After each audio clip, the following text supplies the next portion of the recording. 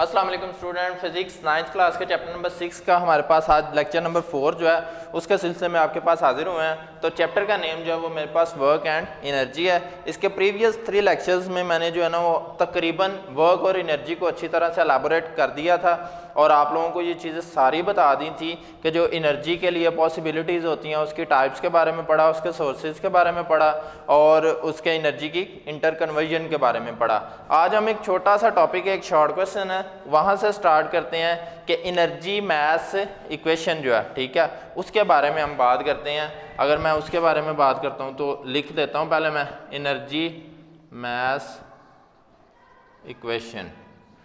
ये जो है मेरे पास इसका जस्ट इंट्रो ही है। हमारे पास यहाँ एक छोटी सी डेफिनेशन इसमें से निकलेगी कि आइंस्टाइन जो है, ठीक है, उन्होंने इसके बारे में जो है वो बात की थी, एनर्जी और मास के रिलेशनशिप के बारे में बात की थी कि किस तरह से कन्वर्जन की जा सकती है एनर्जी की मास में और मास की वापस एनर्जी में। मतलब कोई भी, यानी कि यहाँ पे मीन्स के कहने का मकसद ये है कि कोई भी जिस्म जो है वो एनर्जी में तब्दील हो सकता है, किसी भी मास को एनर्जी में और एनर्जी को मास में तब्दील किया जा सकता है। बट लेकिन यहाँ पर हमारे पास एक सी का कांस्टेंट इस्तेमाल हो रहा है, ठीक है जी, तो उसको नाम दिया जाता है सी, स्पीड ऑफ लाइट, यहाँ पे इसको इस्तेमाल किया जाता है, ठीक है, E = mc², ठीक है। इसको इस्तेमाल आइंस्टाइन इक्वेशन भी इसको कहा जाता है, जिसमें E मीन्स के एनर्जी की बात हो रही है और m उसका मास की बात हो रही है और c उसमें क्या, speed of light. Speed of light जो है इसकी वैल्यू मेरे पास होती है 3×10⁸ मीटर पर सेकेंड। मीन्स के कहने का पर्पज़ ये है कि अगर कोई जिस्म 3×10⁸ मीटर फी सेकेंड के हिसाब से इतनी स्पीड से अगर कोई जिस्म ट्रैवल करता है तो वो एनर्जी में कन्वर्ट हो जाएगा, ठीक है। मतलब कोई जिस्म अगर इतनी स्पीड गेन कर लेता है तो उसका मास जो है वो किस में कन्वर्ट हो जाएगा, एनर्जी में। और जब वो वही स्पीड को रिड्यूस करेगा, वापस आना चाहेगा, तो वो एनर्जी वापस किस में कन्वर्ट हो जाएगी, मास में। लेकिन क्योंकि हम फ्रिक्शन की यहाँ पे बात करेंगे, रेजिस्टेंस की बात करेंगे, ठीक है, एनर्जी लॉस की बात करेंगे, ऐसा कभी भी पॉसिबल नहीं है कि आप जितना इनपुट दे रहे हो उतना ही आपको आउटपुट जो है वो मिलेगा, ठीक है। उसमें माइनर सा कुछ ना कुछ डिफरेंस जो है ना वो लाजमी रहेगा, ठीक है जी।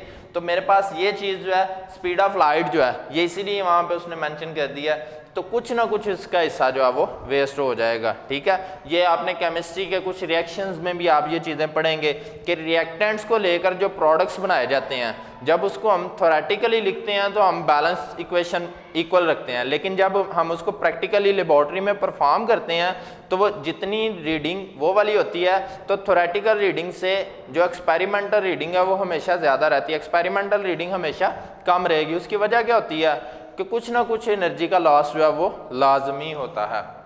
तो ये, और इसने ये चीज़ जो बताई है ना, एनर्जी का मास में कन्वर्जन या मास का एनर्जी में कन्वर्जन, ये फिशन और फ्यूजन रिएक्शन का भी इसमें तासुर आता है। वो मैंने रिसेंट लेक्चर में इन दोनों टॉपिक्स का नाम लिया था। तो बहरहाल जी क्योंकि 10th में है तो आप 10th में इन चीज़ों को जाकर डिस्कस करेंगे। तो बात कर रहे थे एनर्जी, और ये आज भी हो रहा है और करोड़ों सालों से होता आ रहा है। जब तक ज़िंदगी बनी हुई है, जब तक ये दुनिया बनी हुई है, सूरज और सितारों के अंदर ये अमल मुसलसल बन रहा है कि एनर्जी मास में और मास एनर्जी में कन्वर्ट हो रहा है। लेकिन क्योंकि हम जिस इलाके में, जिस माहौल में रह रहे हैं, हम लोग अभी तक इस चीज़ को गेन नहीं कर पाए, ठीक है। तो ये एनर्जी मास की इक्वेशन है जिसको आइंस्टाइन ने जो है वो बयान किया था, ठीक है जी। तो ये इसके बारे में हो गया।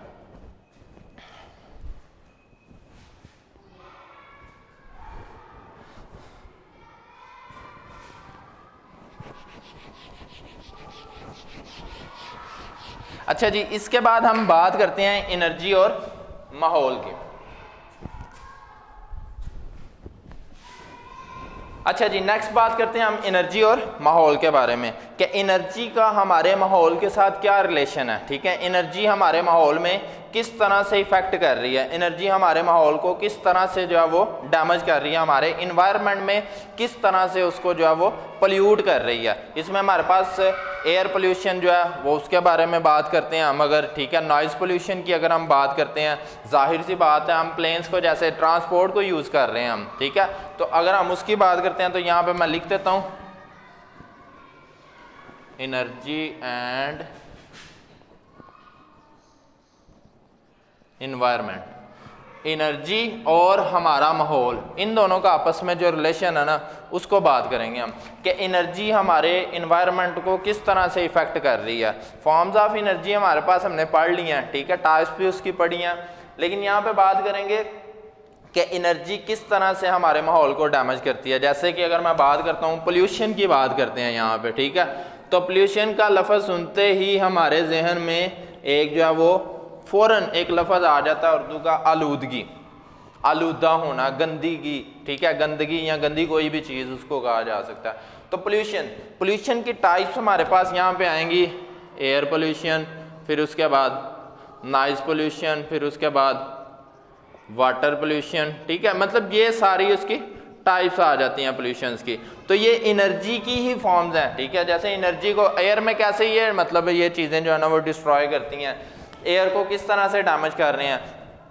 हम फैक्ट्रियों का धुआं इस्तेमाल, फॉसिल फ्यूल्स को इस्तेमाल करते हैं, एनर्जी उससे हासिल करते हैं, फैक्ट्रियाँ उसको मशीनरी को चलाती हैं, उसका धुआं एनवायरनमेंट में जाता है जो कि एयर को पोल्यूटेंट करता है। सेम इसी तरह गाड़ियों की बात करते हैं, ऑटोमोबाइल्स के अंदर जो है वो यही चीज़ आ जाती है, ठीक है, कि ऑटोमोबाइल्स भी क्या करती हैं, अगर मतलब हम ये बात करते हैं इसमें एयर पोल्यूशन में ट्रांसपोर्ट की बात कर लेते हैं, ठीक है, वो चाहे फिर रोड ट्रांसपोर्ट है और चाहे तो एयर ट्रांसपोर्ट है। उसके बाद मशीनरीज़ की बात कर लेते हैं, फैक्ट्रीज़ की बात कर लेते हैं, ठीक है। तो फैक्ट्रीज़ में मशीनरीज़ को चलाना, उनको यूज़ करना, ये भी एयर पोल्यूशन में। नॉइज़ पोल्यूशन में क्या चीज़ें आती हैं, नॉइज़ पोल्यूशन में भी यही चीज़ है, प्लेन्स का शोर जो है वो एनवायरनमेंट को इफेक्ट करता है, ठीक है।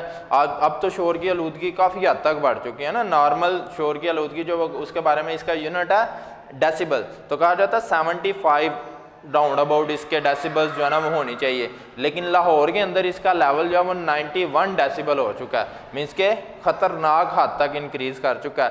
तो मेंटल सिकनेस जो है ना उसका शिकार जो है ना वो लाजमी वो होते हैं जो शोर की आलूदगी का शिकार होते हैं। सेम इसी तरह अगर वाटर पोल्यूशन की बात करते हैं तो वाटर पोल्यूशन में भी यही चीज़ें आएंगी कि वाटर में हम पानी में जो उसके रीन्यूएबल सोर्सेज को इस्तेमाल करते हैं या नॉन रीन्यूएबल सोर्सेज को इस्तेमाल किया जाता है और उनको जब वेस्ट किया जाता है, वेस्ट करने के बाद वो पानी में दोबारा बहाए जाते हैं, तो पानी के डैम के अंदर, स्टोरेज के अंदर जाकर वो इफेक्ट करते हैं, जिसकी वजह से डैम जो है ना वो उनकी एफिशिएंसी, काम करने की जो सलाहियत है वो पहले से कम हो जाती है, जिसकी वजह से हमें उतनी एनर्जी प्रोवाइड नहीं होती जितने के लिए हमने वो ऑपरेटर्स लगाया होता है, तो ये भी उसका नुकसान है। तो मतलब एनर्जी जो है वो अगर हमारे माहौल को फ़ायदा दे रही है तो वहीं पर उसका कहीं ना कहीं जो है वो डिसएडवांटेज जो है वो हमें मिलने को, देखने को नज़र आ रहा है। तो ये एनर्जी और इन्वायरमेंट के मुतालिक मैंने बात कर ली।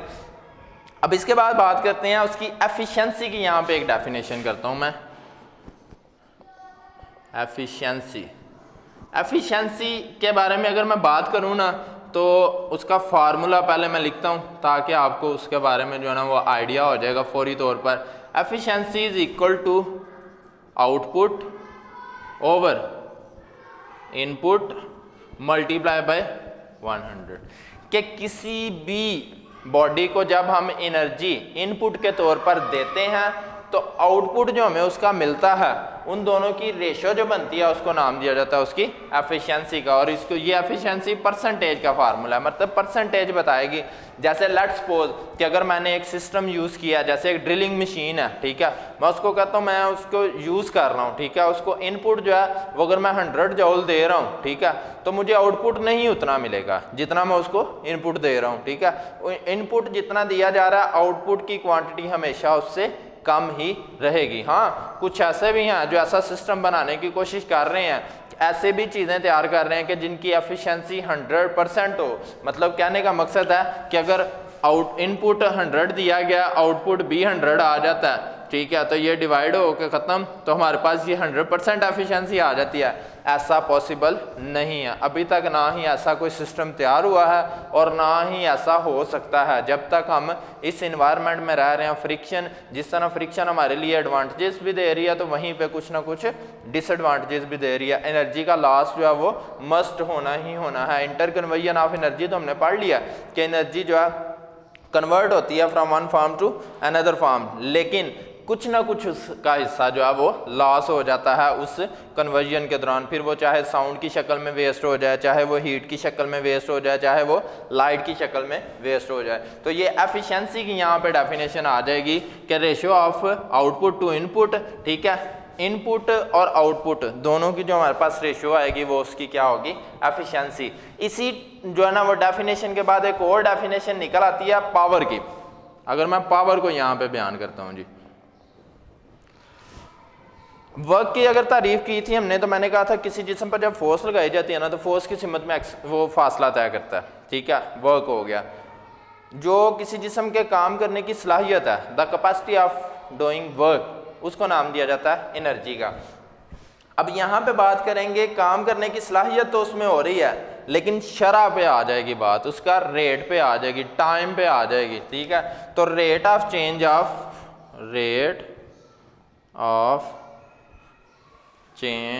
ऑफ डूइंग वर्क, वर्क करने की शरह को पावर कहा जाता है। यहाँ पे मैं फार्मूला लिखता हूँ, P इज इक्वल टू, इसी से फार्मूला देखें ना निकलेगा, एक वर्क और एक रेट, तो P is equal to W over T। W यहाँ पे क्या, वर्क, और T क्या उसका टाइम। अब मैंने अगर इसके यूनिट को डिफाइन करना है ना, तो यूनिट भी मैं उसी सूरत में ले लूँगा। वर्क का यूनिट मैंने पढ़ा था जूल, टाइम का हमें ऑलरेडी आइडिया सेकेंड। तो अगर किसी जिस्म पर एक जूल जो है वो वर्क होता है 1 सेकंड के लिए, if a body possesses 1 joule of work in 1 second, then the work is, तो जो हमारे पास उसकी पावर होगी ना वो हो जाएगी 1 वाट, 1 वाट, ये उसका होता है यूनिट। इट्स मीन कि 1 watt is equal to 1 joule per second, ये मेरे पास इसका यूनिट आ जाएगा पावर के लिए। यानी कि हमने फिर आज जो इन चीज़ों के बारे में डिस्कशन की है वो एनर्जी का इन्वायरमेंट में हमारा रिलेशन जो है उसके बारे में बात की है, हमारे इन्वायरमेंट को किस तरह से जो है वो इफ़ेक्ट कर रही है, ठीक है। उसमें हमने air pollution, water pollution, land pollution, इन सारी चीज़ें के बारे में बात की है। उसके बाद एफिशिएंसी की बात की है, उसके बाद हमने उसका आउटपुट और इनपुट उसके बारे में बात किया। न्यूटन आइंस्टाइन इक्वेशन के बारे में हमने बात की है, इज इक्वल टू mc², जिसमें वो कहता है कि एनर्जी को मैस में और मैस को एनर्जी में कन्वर्ट किया जा सकता है। जो वो इसने नहीं कहा, मतलब ये हज़ारों लाखों सालों से पहले चलता आ रहा है, जब से दुनिया बनी हुई है सूरज के अंदर और सितारों के अंदर ये मुसलसल अमल जो है वो होता आ रहा है, फिशन और फ्यूजन का अमल जो है। फिर हमने पावर की तारीफ की है, rate of change of doing work is called power. Power का फार्मूला पढ़ा है, इसका यूनिट वाट